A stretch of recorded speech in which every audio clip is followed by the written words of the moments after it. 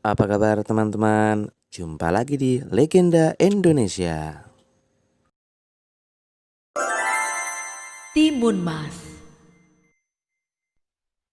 Pada zaman dahulu kala, hiduplah seorang perempuan tua bernama Mbok Serintil. Dia hidup sebatang kara, tidak punya keluarga. Setiap hari, dia mencari kayu bakar di hutan untuk dijual ke pasar.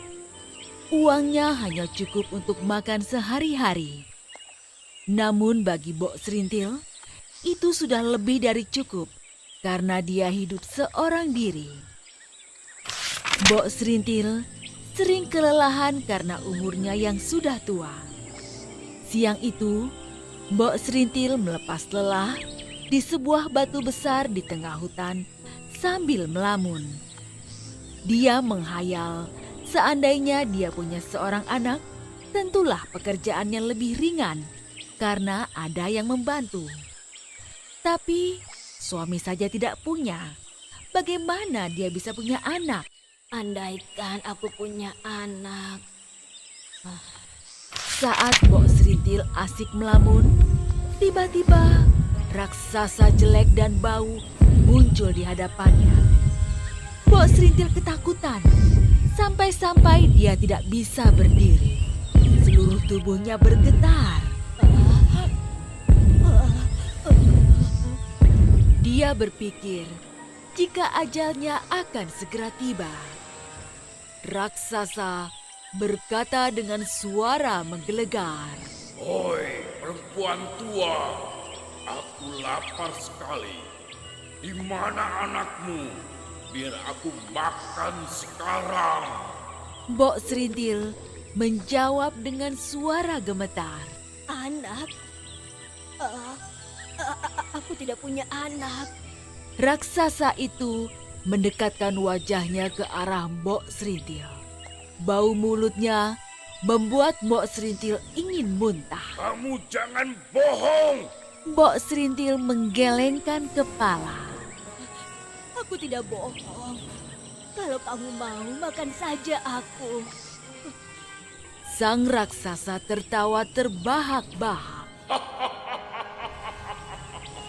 Aku tidak mau makan kamu. Kamu sudah tua dan peyot, dagingmu pasti tidak enak.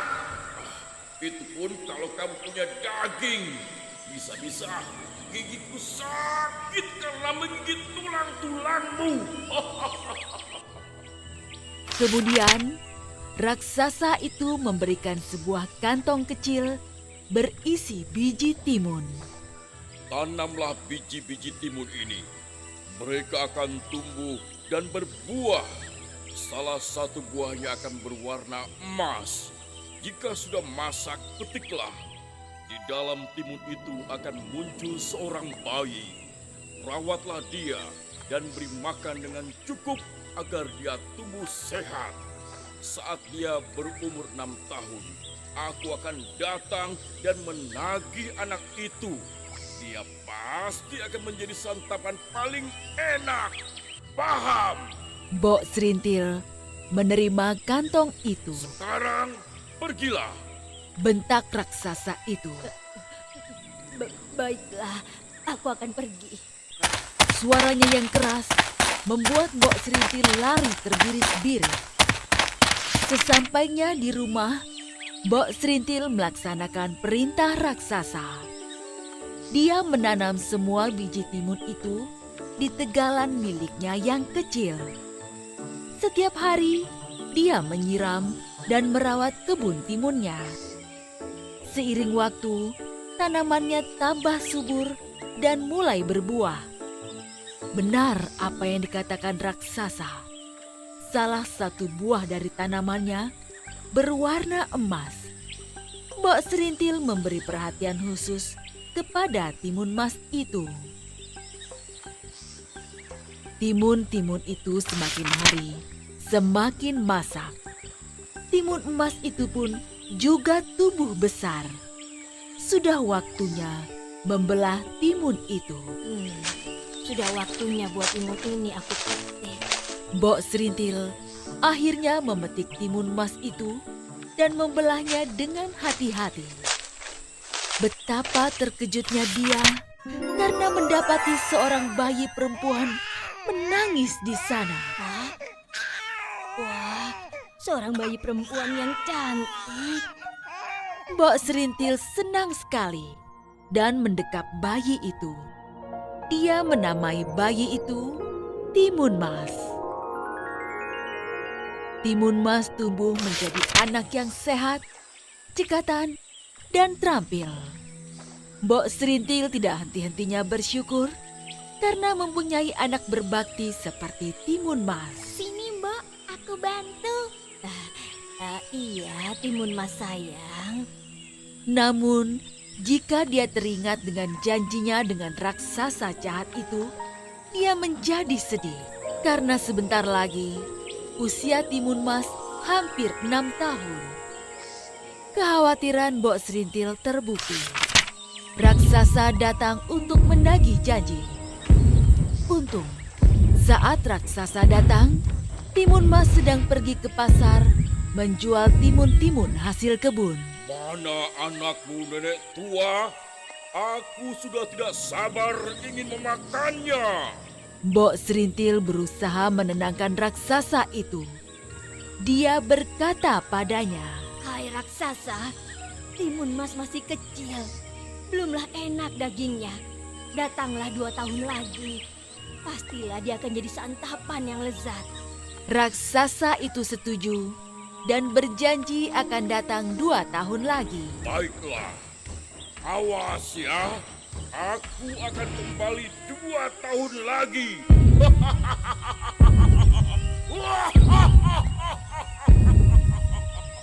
Mbok Serintil terus memikirkan nasib anaknya.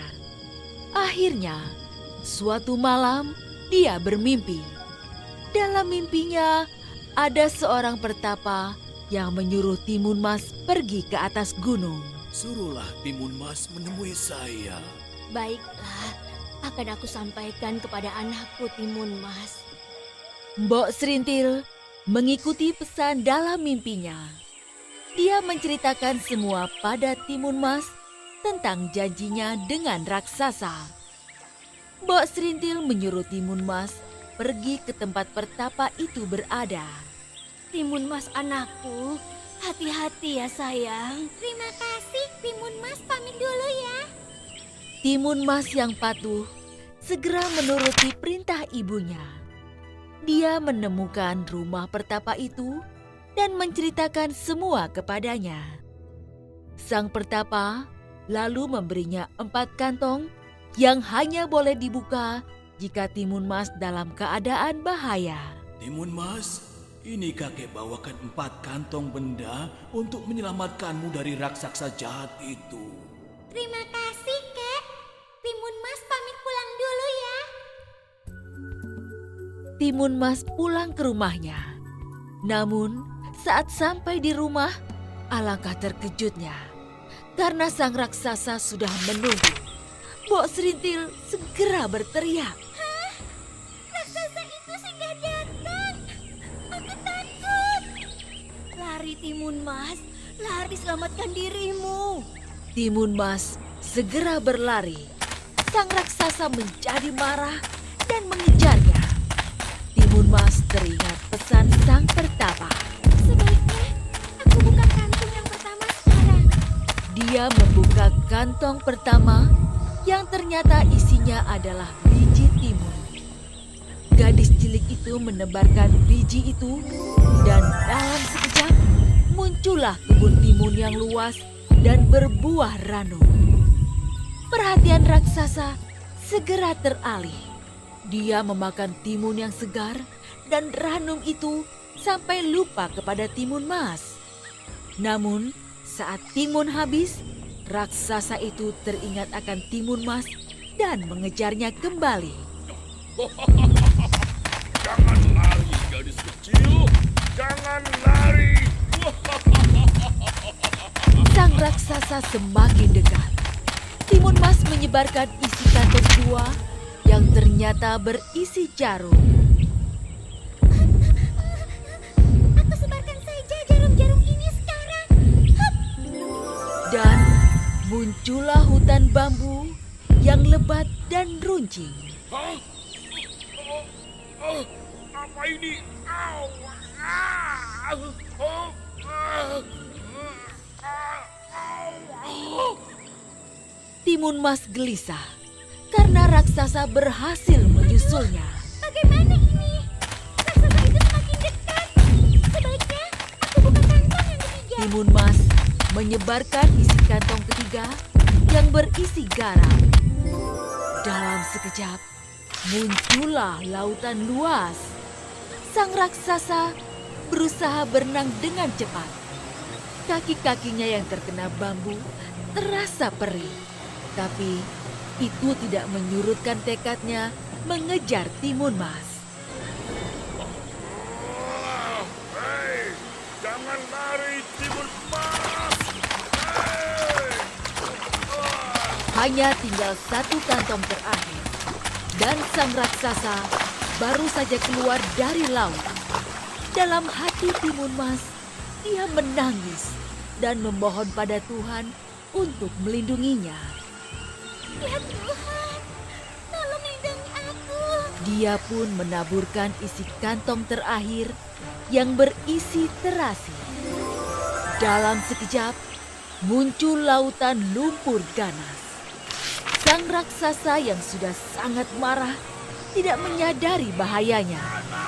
Dia terjun ke dalam laut lumpur ganas dan segera tenggelam. Ya Tuhan, terima kasih telah menyelamatkan aku dari raksasa jahat itu. Timun Mas kembali ke rumah dan Bok Serintil menyambutnya dengan tangisan bahagia.